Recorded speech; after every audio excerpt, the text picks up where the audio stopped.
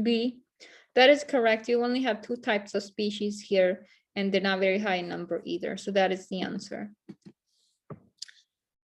Okay, so next thing we have is, so you guys already know that the life wasn't always on land.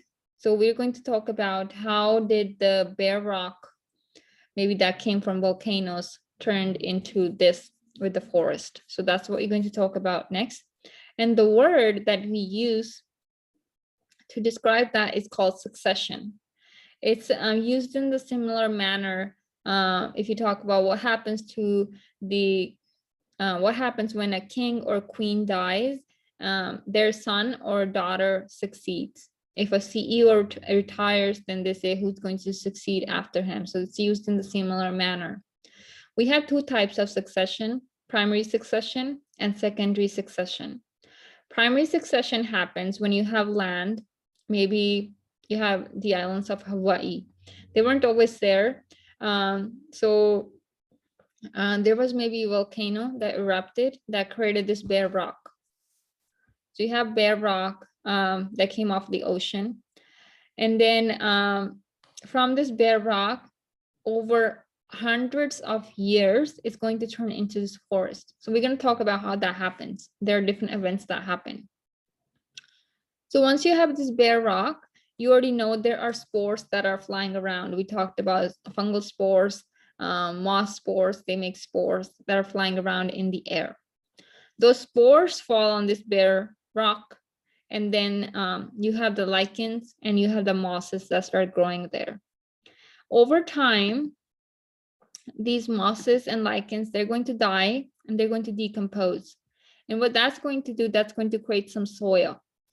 Because these are the first species that appear, they're called pioneer species.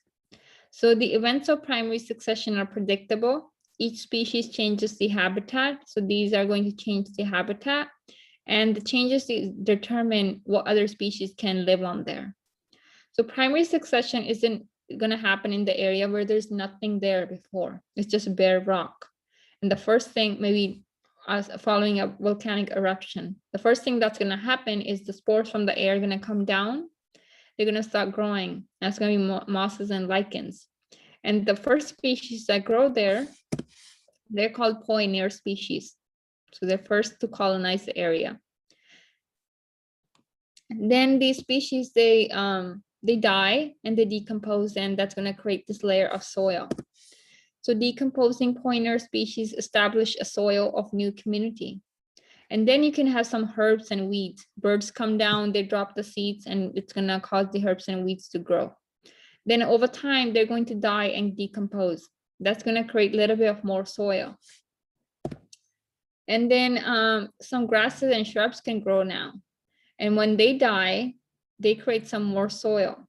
And then eventually, this soil gets thicker and thicker and eventually becomes so thick that it can sustain trees.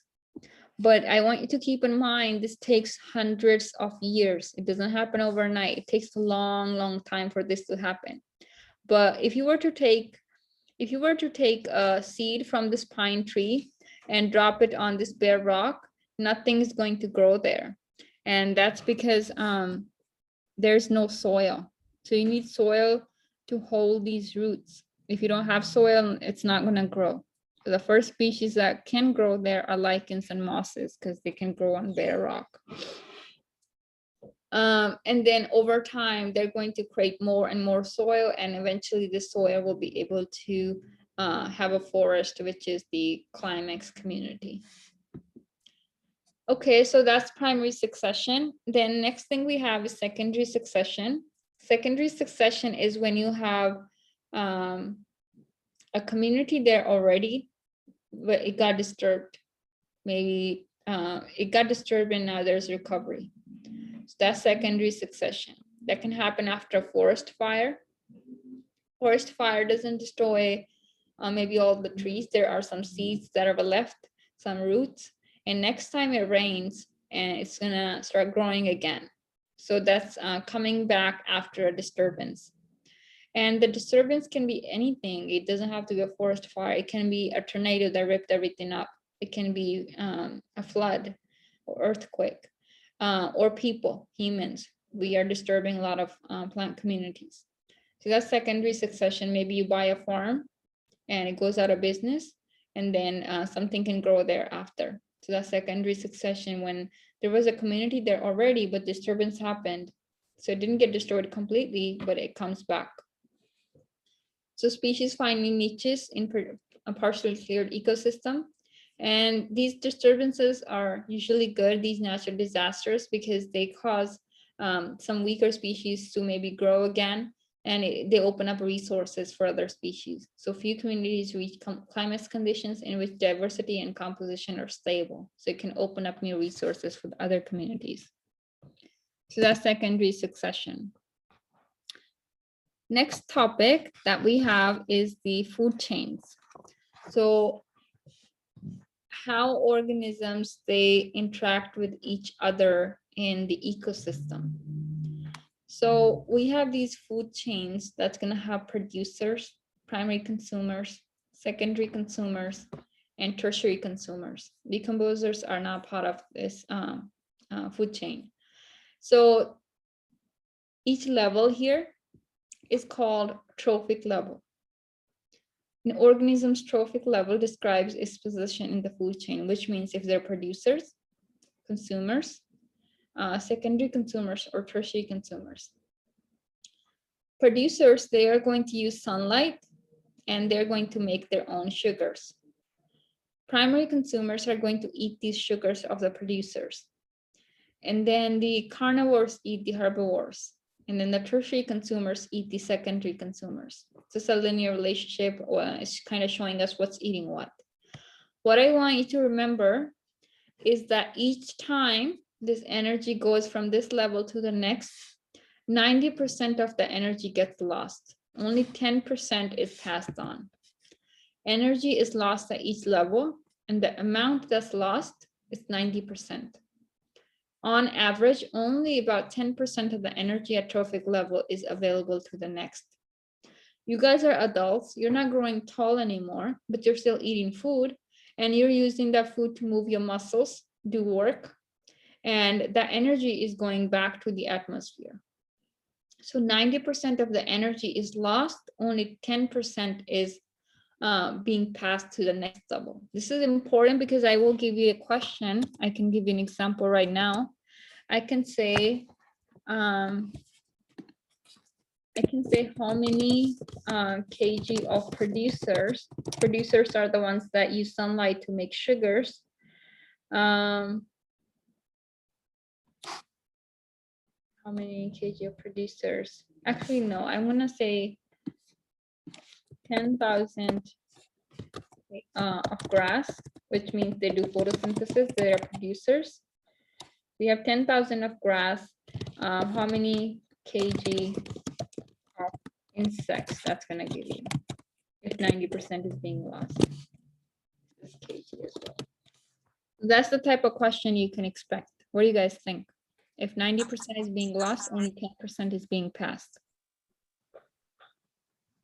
So you have 10,000 kg of producers. What is that going to give you as a number for primary consumers for insects? I can ask you that, or I can also give you the amount for producers, and then I can ask you tertiary consumers or secondary consumers. You kind of have to take in consideration that 90% is being lost at each level. So that's the type of question you can expect. So what do you guys think for this?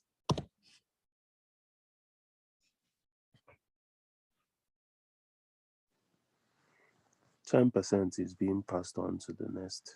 Yeah, so what is 10% of 10,000? Yes, that is correct, Nancy and Truth. It's only 1,000. It's gonna give you 1,000 kg of insects.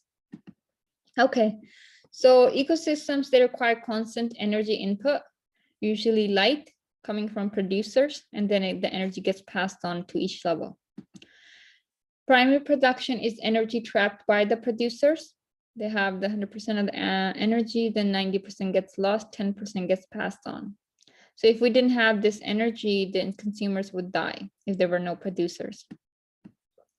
And then at the end, after tertiary consumers die, the bacteria decomposes it, and then it goes back to the atmosphere or the environment again.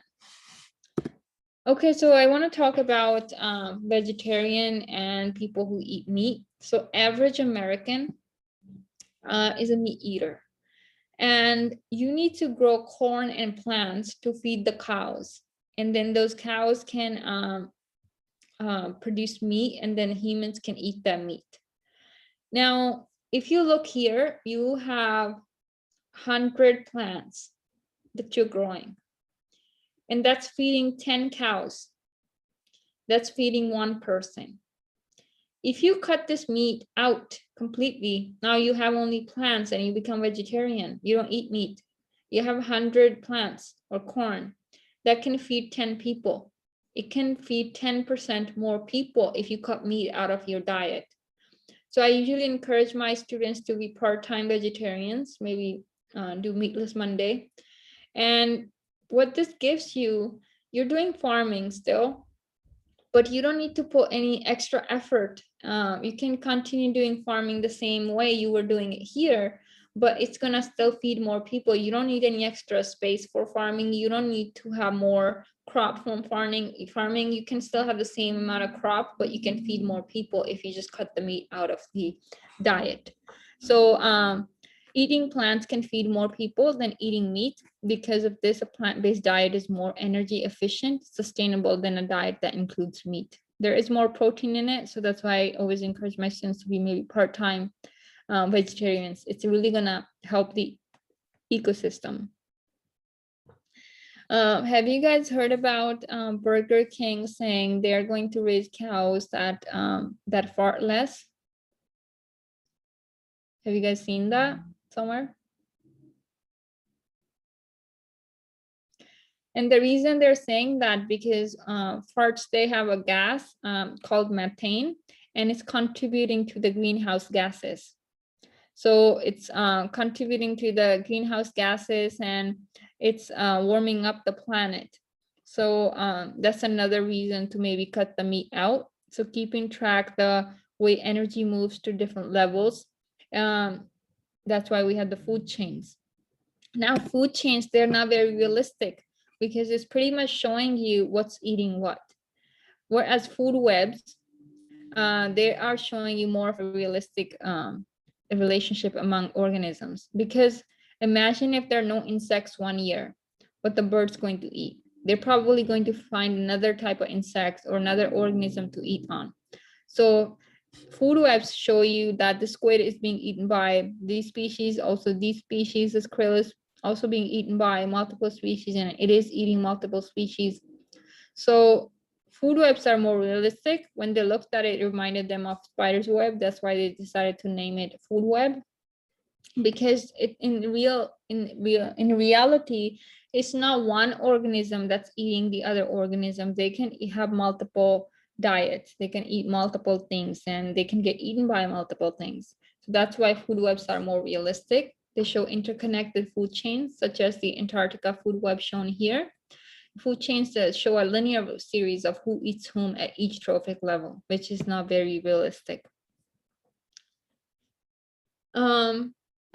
So now we're going to talk about the chemicals that can move through the food web or food chain.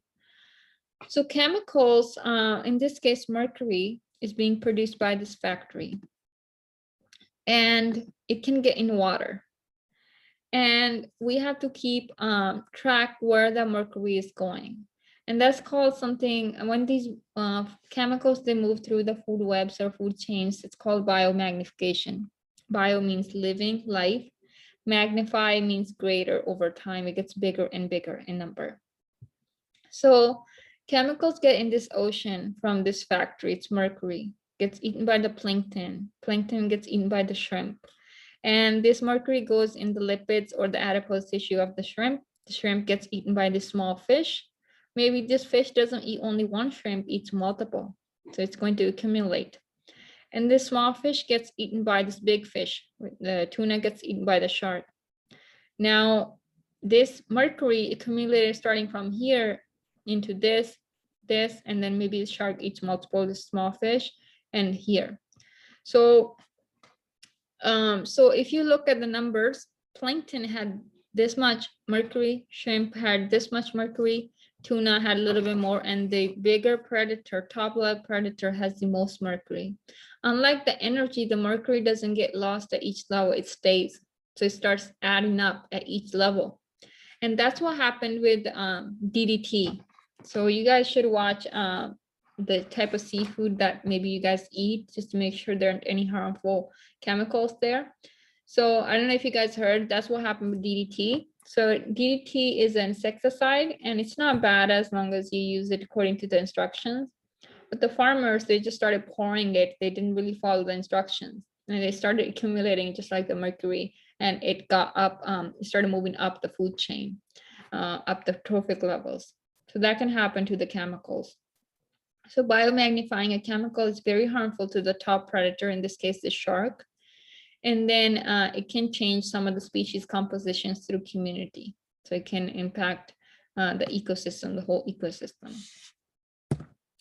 So next thing we're going to talk about, actually, I was talking about the seafood. So I was saying that you guys should kind of watch what you guys eat because these harmful chemicals. There is this app of Monterey Bay Aquarium called Seafood Watch. You can get it from the App Store, or or you can just go to their website. They also give you a pamphlet if you visit them. This tells you what you should be eating, which ones don't have any harmful chemicals, and it tells you some of them to avoid. On this avoid list, they also have the species that are maybe at the verge of going extinct. They are endangered species, so they don't want you eating those. So maybe next time you go to a seafood restaurant, you can look at this list and then pick something from here. So it tells you best choices and then tells you what you should be avoiding. We do have some species here in California that are endangered, and they don't want people eating those. And that also brings me back to encouraging you guys to eat the sea urchins, so it can keep the ecosystem balanced.